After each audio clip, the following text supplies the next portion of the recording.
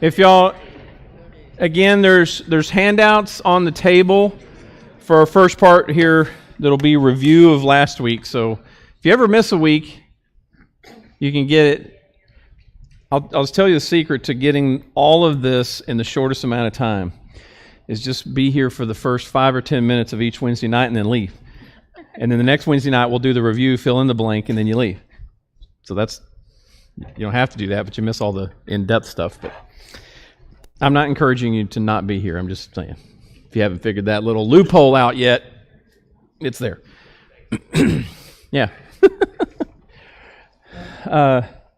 So if you're a glutton for punishment, and you really like reading, I'm going to throw another book at you called The Blue Parakeet by Scott McKnight.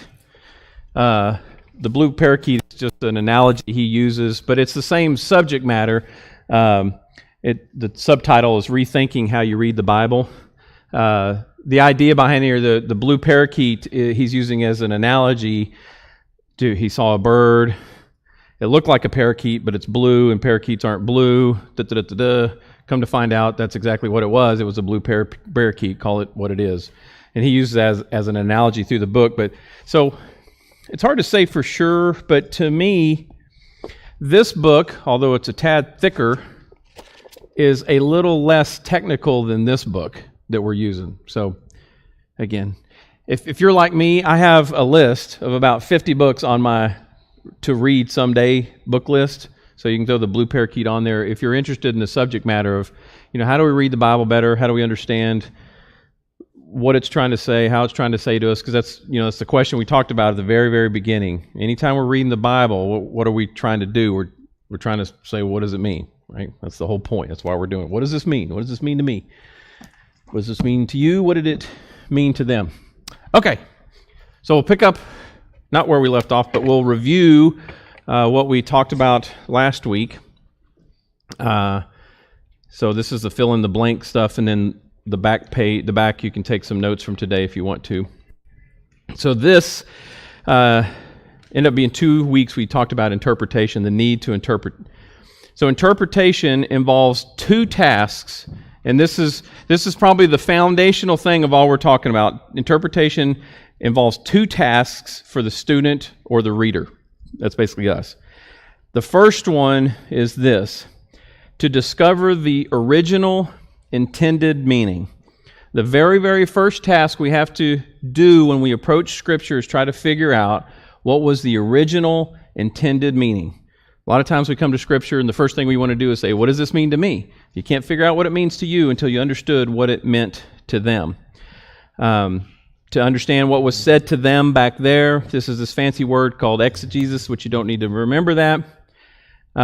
But we can never determine what the text means to us today if we do not understand fully why it was said to them. Why is a really big question. Why it was said to them, and what meaning they were intended to take from it. When Paul wrote his letters to the church here and the church there and the church wherever, or James or Peter or the gospel writers, there is a message that they're intending their readers to get. And so there's a why behind why they wrote that, and there's a meaning that they intended for their readers to get. There's a couple of problems in this first area, and that is that far too often we're selective. Like we'll try to understand, oh yeah, this is what it meant to them, and then other places we'll just skip that part and go straight to, here's what it means to me. Okay, so sometimes we're too selective about that. And then the other part, which we talked a lot about last week, was often the sources we select or we consult are not written by true experts. And I don't know if you remember this part. I don't think there's blanks on this, but if you want to side note this, there's kind of 2 decent ways to figure out if you're using an expert. Like if you're going to not a concordance, but if you're going to a commentary, a Bible commentary, or you're reading a book that's about Bible things, you're trying to figure out, okay, is this an expert or is this just somebody's thoughts on it? And that has to do with, there's 2 things. One is maybe size. I brought that book in here that was about this thick. that was on just the Gospel of John. The Gospel of John is only that thick, So this guy wrote like 15 pages on each sentence that was written in there about what's all the background and stuff like that. So that's one, is maybe the size. That's probably not the best way, but that's a possible way. The second is probably more important, which is footnotes.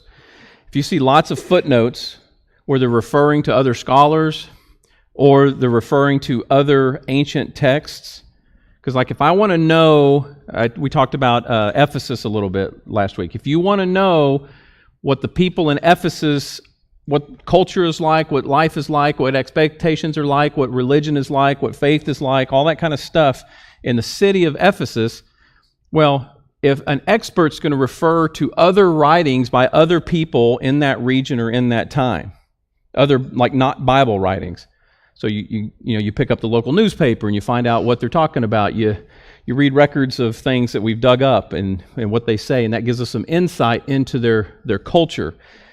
And so then, now that you understand how people think, you can have a better idea of, okay, why is Paul saying what he's saying to these people? Okay? I also mentioned the other book was Misreading Scripture with Western Eyes. If you remember that, I think that was the first week. That's another book you can put on your list. That one's available on audio, I know. I think Blue Parakeet's available on audio also. But we tend to do that, right? We have our experiences. We talked about the first week, this lens that we read the Bible through, that lens is made by us, by our experiences, what we've been taught, and all that stuff. And as we read Scripture, we always read it through this lens. And a lot of times it's this Western, modern lens. Well, Eastern thought, which is where the Bible originated from, is very different from Western thought. So that's just one thing. Okay. Then we talked about, okay, so how do we figure out what it meant to them? There was two areas in that. We must consider the context. And the first big blank there is historical context. There's two different kinds of context. Historical context. Historical context will differ from book to book because there's a different historical reason for why it's being written. Like Psalms was written for one reason. James was written for a different reason. Proverbs, Genesis, pick a book. They're written for different reasons. And so it has to do, the historical context of a book has to do with several matters. And one of those is time and culture of both the author and the audience, or whoever the reader is. So that's historical context. It also has to do with geographical, topographical, political situation that is relevant, is that blank, that is relevant to those people. And again, it's, look in our world, we live in a democratic republic, right? That's the kind of government system that we have. Well, if you're trying to talk to somebody in China about what authority and rule looks like, to them they have a very different picture of what that looks like. They live in a dictatorship, right? So their idea of what rule, if you talk about somebody having authority over you, they've got one picture, we've got a different picture, okay? We elect those people who are over us, they don't get a voice. They have a mock election. So it's got to be relevant to those people and, again, the historical occasion for writing. The second big context thing is literary context, and in that, talked about everything that we look at in Scripture it's written, meaning there's a literary context. Words only have meaning in sentences, and sentences have meaning in paragraphs, right? All these things tie together. If you just pull a word out, we're actually going to talk about that today. If you just pull a word out, it can have a variety of meanings if you don't have the context for which it's in. Anybody familiar with, I'm not a super English major, we're going to talk about this tonight. Are they called homonyms? Is that the right word? It's where words are spelled the same and pronounced the same, but they have different meanings depending on the context. We're going to talk about that. Wikipedia lists 256 of them in the English language. I'm sure there's more. So the words have meaning in the context. That's this literary context. Within the writing, there's a context. There's also a historical context, which is the other one, but there's a literary context. Okay. And to fully understand the meaning, we need to understand how it fits into the complete written work. Just like you can take we've heard of or talked about people taking a scripture out of context, you can take a whole paragraph out of context. It all fits in. There's a reason. I mean, Romans is a really long letter, but if you were to sit there and map it out, you can see how Paul goes through different subjects and topics, and there's a reason for them, and many of them begin to tie and point back to each other. Okay? The most important question to ask of every word, sentence, paragraph, or even written work is, what's the point? What's the point? Why is this being written? There's a point. And we must try to understand the author's, that last blank on that one is the author's train of thought. There's a train of thought through Romans and through 1 Corinthians and through Ecclesiastes and whatever else you got. Okay, whoo! All of that is the first step for your reader. This is all before you even try to say, what does this mean to me? That's trying to figure out what does it mean to them. Okay? So the second one is we need to sort out what this might mean to me. Given what I know about what they were supposed to understand, what their culture was like, what their thing was, whatever. Now that I know that, and then I can kind of say, okay, what's this modern day relevance to me? That's a fancy word called hermeneutics, again, which you don't need to know. But the best way to look at hermeneutics is to ask, what's the principle? So the first one, we're like, what's the point? What's the point of him writing this letter? And then the hermeneutic, where we say, okay, what does this mean to me today, is what is the principle? And I think, did we talk about Sabbath last week, I think? Yeah. Sabbath, the law would say, remember the Sabbath and keep it holy. That's like the letter of the law. What's the principle? The principle is that people need to rest. Rest needs to be part of your regular life, just like anything else. Because there's scripture where Jesus says, the Sabbath was made for man, not man for the Sabbath. And his point is that, it's not there to be this rigid rule that you have to follow. It's people need to rest from time to time. And then Paul later says, one man considers a day sacred, another man considers every day the same. You must decide in your own heart, right? And it's again, all these things are talking about days and which ones are important. So, what's the principle? And then the bottom line for interpretation is this. The original meaning for a text cannot mean what it could have never meant to the original readers or hearers. It cannot mean what it could have never meant to them way back then. Okay, so again, the super fast recap is this, these last few blanks. Order of interpretation is this. Number one is asking ourselves, what did it mean to them back there? And number two, what principle can we take from what they understood? Okay, so that's all the review. 10 minutes, we're done. Okay, so if you need to leave and just come back for the first 10 minutes of next class, I understand. You're probably already going. If you're feeling buried, it's because you weren't here. If you were here last week, you're probably going, okay, this is helping. Okay, right. I think this lesson is easier than the last two, and the next one's going forward will be easier. I know we're all kind of like getting buried here. Okay, one of the other things we mentioned is that our current translation is our starting point, right? For our understanding, we've got our lens that we're reading Scripture through, my life experiences and all that stuff. And our starting point with that is whatever translation we're using. And I sent the text out, and I don't know, I'm not sure how many people answered, but this was just kind of like, what's your go-to version? If you haven't answered yet, you go to pollev.com/riverpark, and there's like a quick thing you can make a choice, and this will update instantaneously. pollev.com/riverpark. It's kind of up there at the top. Somebody just voted for the NIV. So I'm kind of curious what's up there. So 11% on King James or New King James. The New Living Translation's advancing. ESV, English Standard Version, and then a whole lot for the NIV. I don't know if some of y'all are just messing with me just to see what happens. I'll just start putting stuff in there. But so there's a variety of translations out there, and if you don't know, translators, when they do the translation, you probably know, maybe you haven't thought about it a lot, but there's a lot of decisions that they've got to make. There's a ton of decisions that they've got to make every time they're taking this ancient text and this ancient language, and they're trying to bring it over to English as best they can. They've got to make a lot of decisions about what's going to be said, how it's going to be said, and all that kind of thing. And so their choices, it's important to understand that their choices are going to affect to some degree, how you understand things. They've made a choice to use this word. You read that word, and it's going to affect how you see things. Another translator might have used a different word, okay? And so we're going to talk about, today, we're going to talk about 6 problem areas in translation, and then at the end, believe it or not, I'm going to give you a recommendation on translation to use. Actually, they give a recommendation. I just happen to agree with them, so I don't have to say, well, they're wrong. But you're probably going, great, is he going to make me change my Bible? No, I'm not going to make you change your Bible. So this is the go-to. Okay. If you wanted to buy a Bible in the book, which this is like the 2nd edition or 3rd edition, 4th edition. So this book was originally written in I think the late 80s, early 90s, because they say in there 15 years ago. Now I'm going, that's more like 40 years ago. But if you were to buy a Bible 40 years ago, you would probably only have 1, 2, or maybe 3 translations to choose from.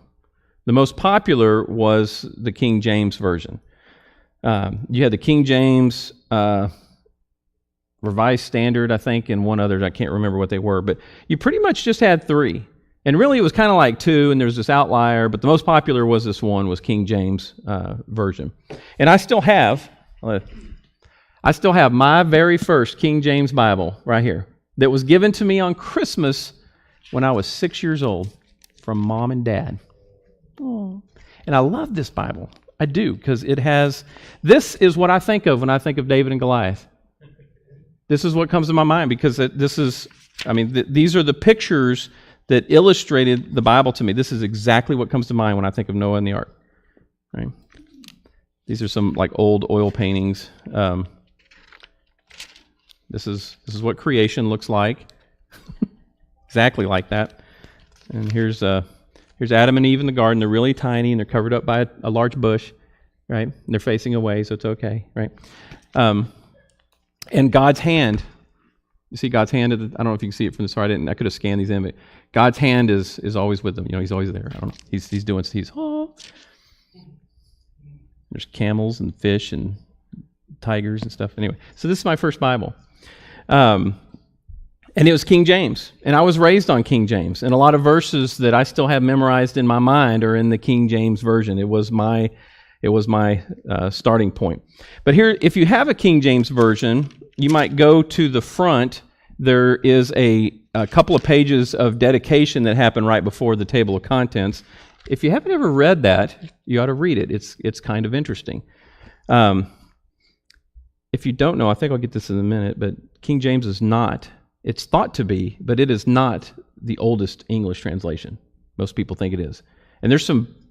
How do we say it politely? How do we say it politely, Brian? I'm not sure if radical is the word I want to use. There are some extremely passionate people out there about using the King James 1611, as in the year 1611 edition, which is pretty much this edition right here, 1611. That it is the version, because some of the copies also said in it authorized. It was the authorized version. Who's it authorized by? King James. the Lord of England at the time, but that's the thing. It's like you start off with this lens and you read this Bible says it's the authorized version, it must be. You're like, well, authorized by who? You ever think to ask that question? Authorized by King James. Read some history on King James. He wasn't the nicest guy, okay? He's got some weird stuff in his background. But here's an excerpt I wanted to show you from this, from the thing here to say, and this is, I had some debate with some other ministers online about this over the last week or so. But let me just turn around so I can read it.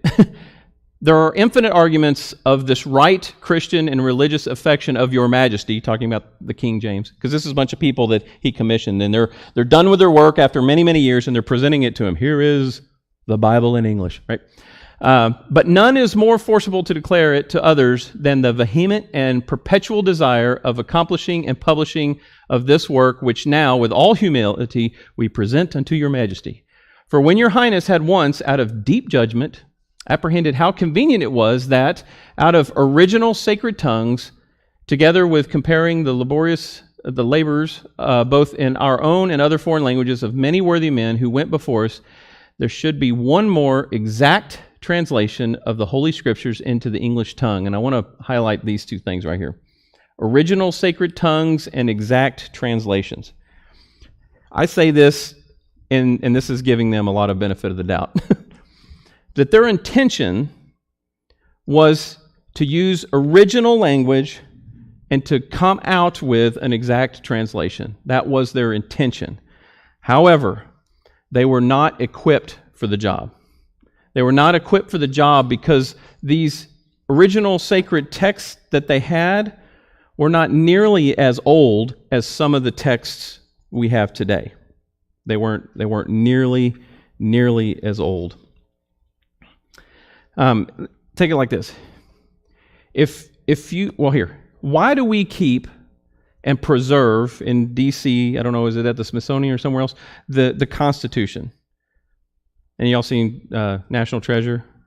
Right, it's in this box that's like got special gas in it or no air or something, and it's the glass on this box protects it from harmful light. So it's protected from harmful air, it's protected from harmful light, it's protected from temperature and moisture and all this kind of stuff. Why is it we put so much effort into preserving this original document? Why do you think?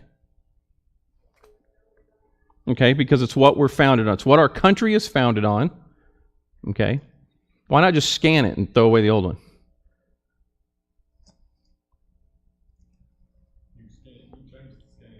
Okay, because you can change the scanning, yeah.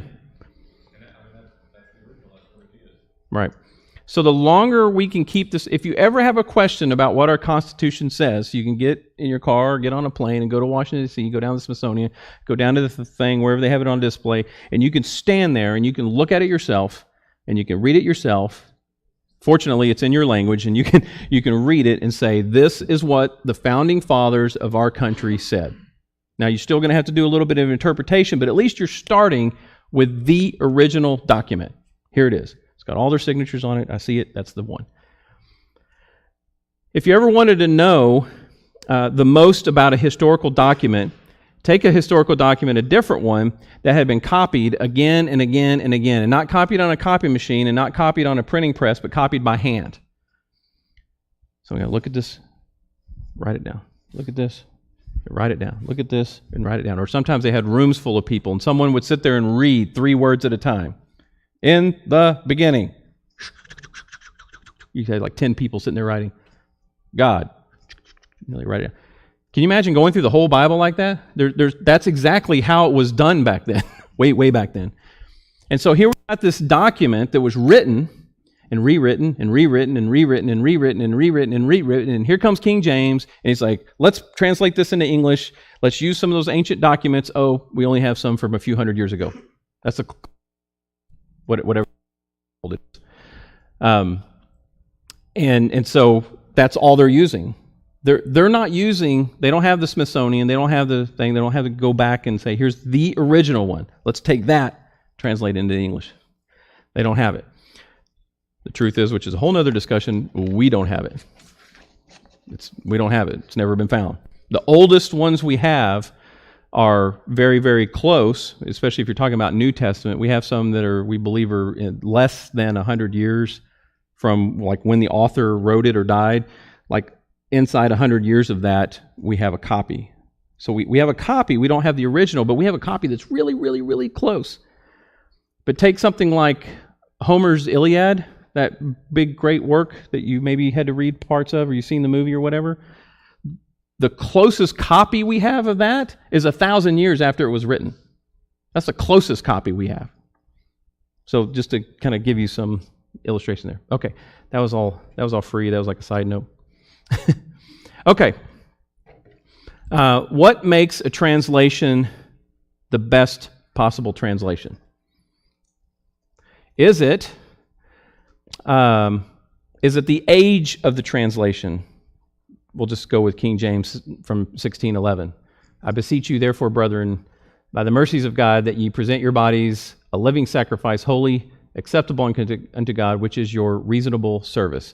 Is the age of that translation what makes it the best.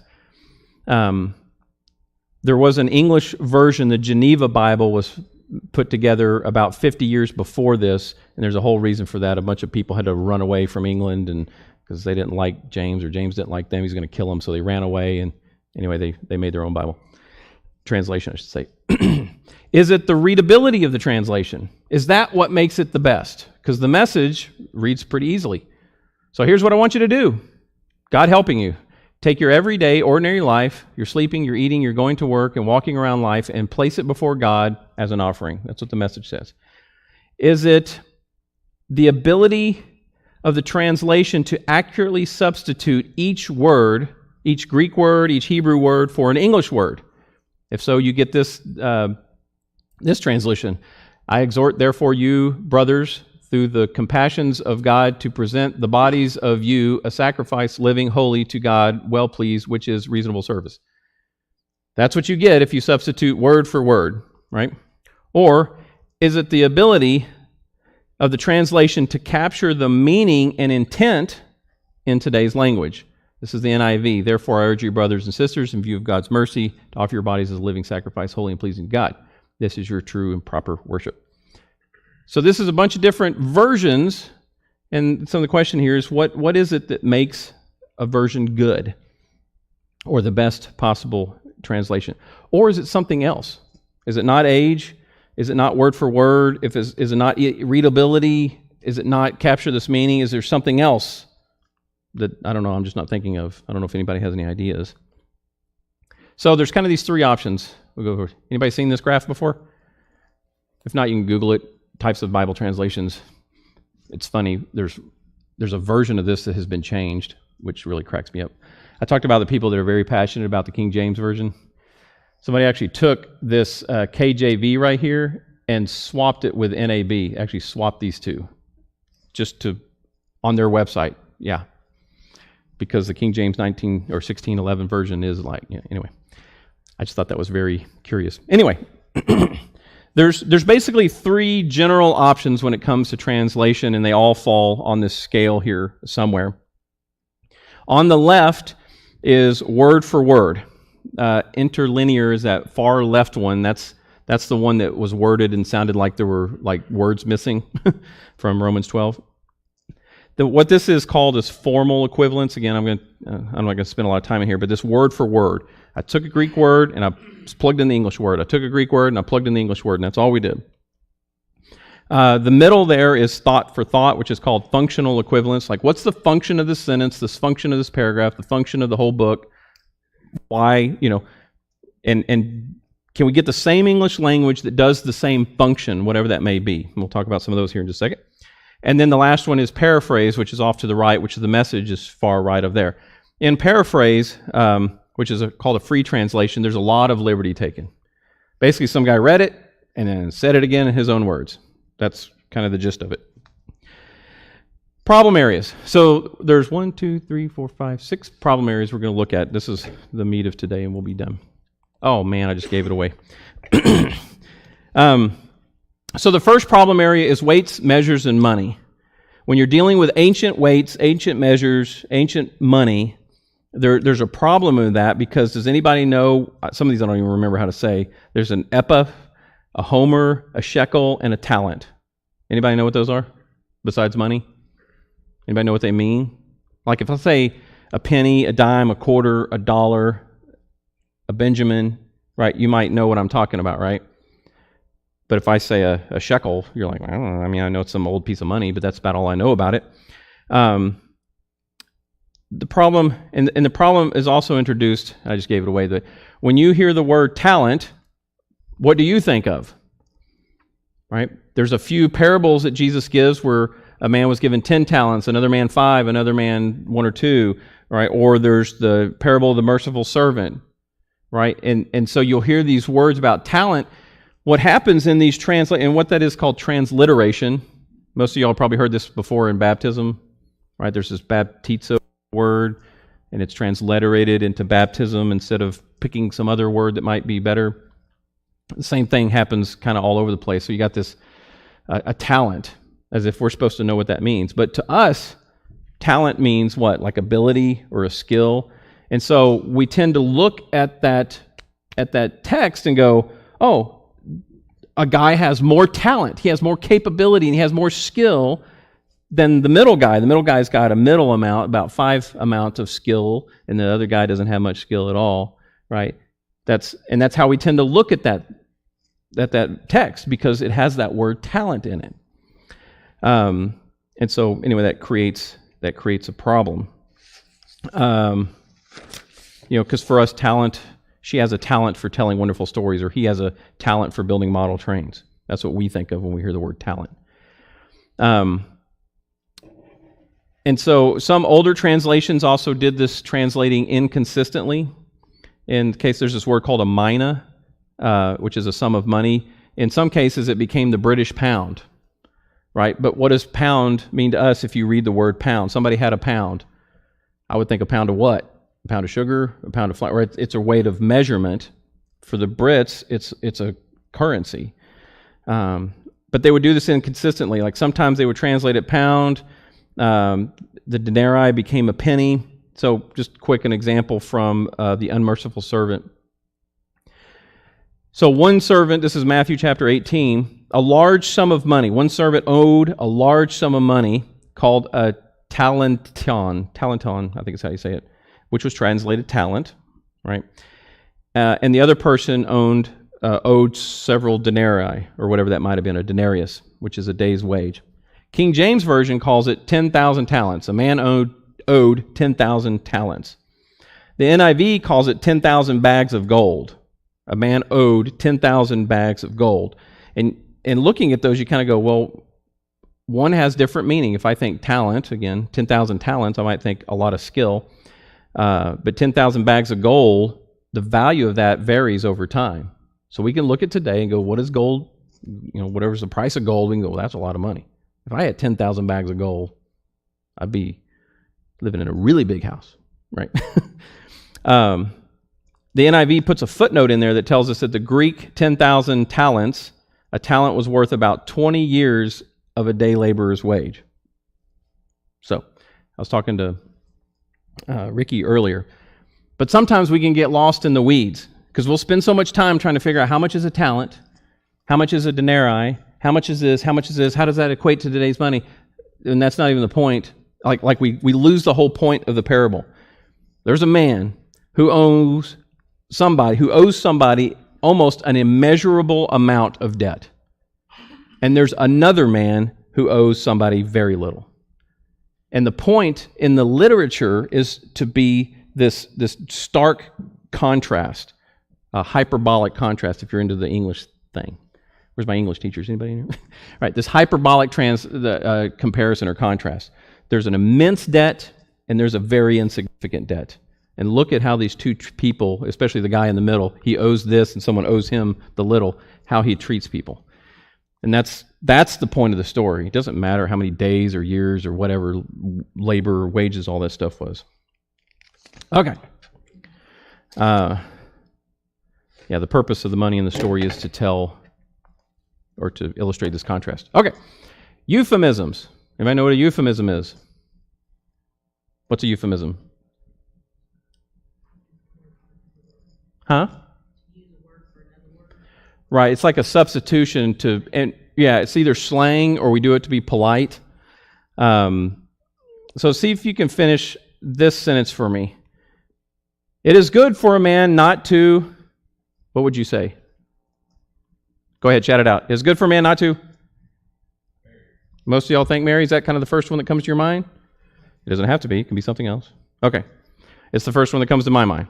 It's good for a man not to marry. All languages, English language, Greek language, Hebrew language, and every other language and cultures have euphemisms for sure for these two things, for sex and for toilets. Those two things we always have euphemisms for. You ever think, we say, what do we say? I'm going to the bathroom, or I'm going to the restroom, right? As if there's a room that I can go to and go take a nap. That's the rest room. I need one of those. You get a little restroom, like just has a little cot in there and like a pillow, some soft music, right? Dim lights. That's the restroom. But that's not, and so we know that because we live in the culture where when you say restroom, you understand someone's going to use the toilet in some fashion, right? We understand that. And there's euphemisms for sex that I'm not going to go into. But you're like, thank you. Paul's original word is haptomai, I believe is how you say it, haptomai, which has all these definitions: to fasten oneself to, which sounds kind of like marriage. Also, it means to touch, or this intercourse with a woman, or cohabitation, or this Levitical practice of having nothing to do with heathen practices, or touch in the sense of assaulting someone, right? Those are all possible definitions for this word. Depends on the context, right? Depends on how it gets put into a sentence, into a paragraph. And so, if this is the word Paul used, some versions say it's better for a man to not touch a woman. Some versions say it's better for a man not to marry. Some versions say it's better for a man not to have sexual relations with a woman. Given what verse 2 says, but since sexual immorality is occurring, which of those top three do you think fits better the probable meaning of Paul to the people he was talking to? Do you think he's telling men to not get married? Do you think he's telling men to not even touch a woman? So that holy kiss, greet each other with a holy kiss, you can do that, but not with women. I mean, maybe. Or since the second verse is talking about sexual immorality, do you think more than likely what Paul's saying, it's better for a man not to have sexual relations for a woman? And the next verse goes on now, but since sexual immorality is occurring, each man should have his own wife and each woman should have her own husband. Right? And it goes on and talks about their relationship together. That fits a lot better. But again, some older versions, and I might rag on the King James a lot, so I'm sorry if that's your go-to Bible. I'm not sorry. I am sorry, but I'm just like, I think King James, or like maybe the older NIV, would say it's better for a man not to marry. I even had a discussion one time with some leaders at a church. I'm like, we don't teach our young men that it's better that they don't get married, do we? It's like, well, no, we don't. It's like, okay. So that's euphemisms. So euphemisms don't always transfer from one culture to another is the point of that. There may be a word, this is bathroom, we get to translate that. Let's say you were doing all this backwards. I write a sentence about how our bathrooms have showers in them and stuff like that, and then one day, something, and I went to the bathroom. This gets translated back in history through a time machine to Paul and his people, and they're like, oh, what's going on in 2019? And David is at River Park Church, and he went to this... You can't search the web on it. Yeah, okay. She can't search the web on that. That, like... He went to this room where you have a cot, I guess, or bed, and you lay down and rest. I mean, you see how it can get, like, disconnect and miss there. Okay. Vocabulary. Vocabulary. The challenge with vocabulary is that, again, words have meanings within sentences. It's the same of Greek and Hebrew. So it's not as simple as always finding the English word and plugging it in. This is a list of homonyms from Wikipedia, which is obviously the most trusted source on the internet. But for this, it's okay. A homonym, words that are spelled the same, pronounced the same, but have different meanings depending on the context. All right, they list 252 of them. So what's a picture? If I were to ask you, what's a pitcher? Something you pour tea out of. Stands on a mound, throws a ball, right? Or it's a part of a plant, which is probably where the water pitcher or tea pitcher got its name from. It's part of a plant. If it has one of those bulbs, that's also called a pitcher. Now imagine if a sentence that said, the bird drank water from the pitcher. But your only concept of picture is that one on the right. You're like, how does a bird drink water from a guy throwing a baseball? I just don't get it. That bird's just sitting on the shoulder all day long, right? So that's one. What if I say the word hip? What do you think of when I say the word hip? Okay, there's cool. Yeah, that's one. What else? Right, the part of your body where your leg attaches to your torso, your hip. Any other one? Yeah, rose hips. Yeah, there's is it like a fruit, sort of? A thing that grows on roses. I don't know, I'm no botanist by a long shot. Right, so hip could mean any of these three things, depending on what context you put it in. I broke my hip. Did I break my part of my leg, or is there this cool guy that was really irritating me and I broke his face? Because that guy looks way too happy. Like, hey, right?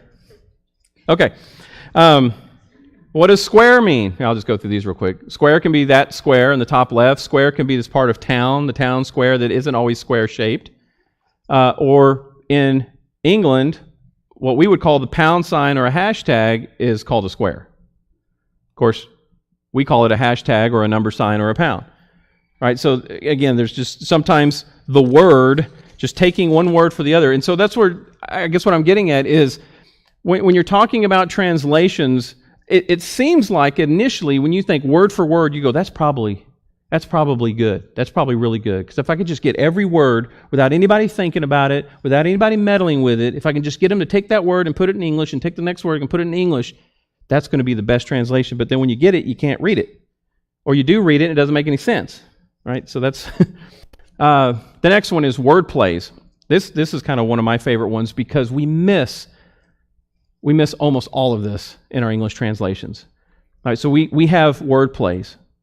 A baker wanted to open a second bakery, but he couldn't. You know why? He didn't have enough dough.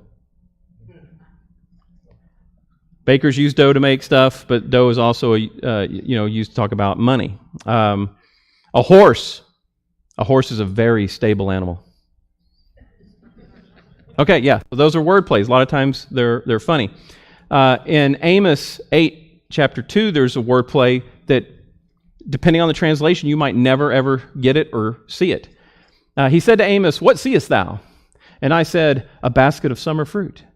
And then said the Lord unto me, "The end has come upon my people of Israel. I will not again pass by them anymore." And you're going, okay. I don't know what that has to do with a basket full of summer fruit, but what's that? There's a word play going on there that we can't see. And so instead of taking a word-for-word translation, what translators will do is do this meaning for meaning. Like, what's the intent behind here? Okay, there's a word play. Is there a way that we can bring that same word play, keep the same idea going on here without, completely redoing the sentence so it doesn't mean anything to anybody? This is NIV. "What do you see, Amos?" He says, "A basket of ripe fruit." I answered. Then the Lord said to me, "Time is ripe for my people of Israel. I will spare them no longer." So now we can kind of see, oh, that's ripe fruit and time is ripe. I get it, right? There's another one. This is one of my favorites. I was just talking to Ricky about this one earlier. In Genesis chapter 2.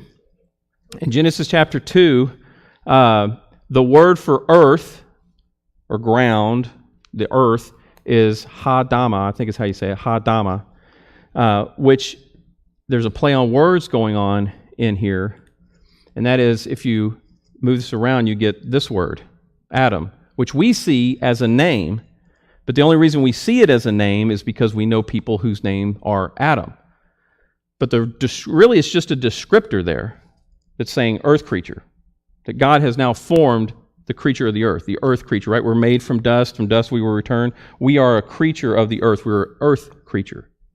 We've made it into a name originally. I mean, and it did become a name. I don't want to say it didn't, but that's the first place we go when we see, because we miss the word play between ha-dama and Adam, or Adam. We're almost done. So here's Genesis 2:5. Because Yahweh God had not let it rain upon the earth, Eris, and because no earth creature was there to serve the earth, because no Adam was there to serve the ha-dama. Yeah, it's hard to do because I don't speak Hebrew, but anyway, you kind of get it. If we spoke Hebrew, we would see it. We would see it clearly as you saw poetry that rhymes. Right? Roses are red, violets are blue. I don't speak Hebrew, and neither do you. Right? There's we would see it very clearly, but because it's been translated, sometimes we miss those things. Okay, grammar and syntax. This one's pretty quick. Anybody taking any courses in Spanish? Or speak a lot of Spanish, right? What's something that's kind of unique about the Spanish language and how they structure their sentences sometimes? Right, yeah, sometimes things are twisted around backwards, right? And that's why you get what we might call broken English from some languages. Like if you were to take a literal Spanish phrase word for word into English, that's why you get why you say that, who he saw, do you saw him, I no see him, I not saw him, right? And so hopefully that also gives you a little bit of more grace for people. If you hear them speaking with broken English, you're like, what's your problem? Well, the problem is they're translating this in their mind as fast as they possibly can and trying to say it in a way that you'll understand. And Greek and Hebrew has the exact same thing. Okay, the last one here is matters of gender. The NIV took a lot of heat in 2011. Anybody read about that or whatever? When they changed some of the language in the NIV to be more gender inclusive. And they didn't do this just to be like, we think women need to be more respected and more this and more that. That wasn't their intent. Their intent was, we're looking at verses where men and women are in view. They're talking about something, and men and women are in view. And so that's why you see things like brother and sister, right? Whereas other older versions would just say brother, dear brothers, blah, blah, blah, blah. It's like, well, he's talking to the whole church, and there are women there. So now they've changed it to say dear brothers and sisters. We're talking to everybody. And so what they took out was this excluding women in places where it was quite unnecessary to do. And the authors here illustrate this with a survey, and I thought this was interesting. A recent survey shows that a majority of people up to age 70 will consider a statement like this. Here's the statement. Let him who is without sin cast the first stone. That's the sentence from Jesus and the woman that was brought to her. Majority of people see that as only referring to men and boys, not to women. You picture that scene in your head. How many times have you pictured it that there's this crowd of men who have drugged this woman in and brought her to Jesus and said, she's done this bad thing. The law says we should stone her. What do you say? And he goes, let he who is without sin cast the first stone. Obviously he said he, because there's only men there. Really? There's a whole crowd of people there. They're at the temple. Right? But we tend to miss it. Okay. And a lot of times literally by men, and we even do this today, our language has begun to change even in our own culture. Used to men just meant everyone, like even mankind. We don't even say that as much. We say like humanity. We say humanity more now than we used to. We used to say mankind. Well, mankind sounds like, well, what about womankind? Yeah, I don't know. You can see it here too in Psalms 1:1. Blessed is the one who does not walk in step with the wicked. King James used to say, blessed is the man who walketh not in the counsel of the ungodly. So the men are blessed, but women, you're just excluded. You can go talk to ungodly people or whatever, it's fine. It's not going to hurt you. You'll be fine. Right? Okay. Yeah. No, just kidding. Don't do it. Right. So what translation should we use? Here, we'll end on this note. The authors of the book recommend picking something out of this middle area, this thought for thought. Specifically, they recommend the NIV 2011 or later edition. Because these people are also working with, as new discoveries are made, as new scholars come up with new thoughts about, I never realized this, and this, that changes the meaning. They recommend that. But not just that alone.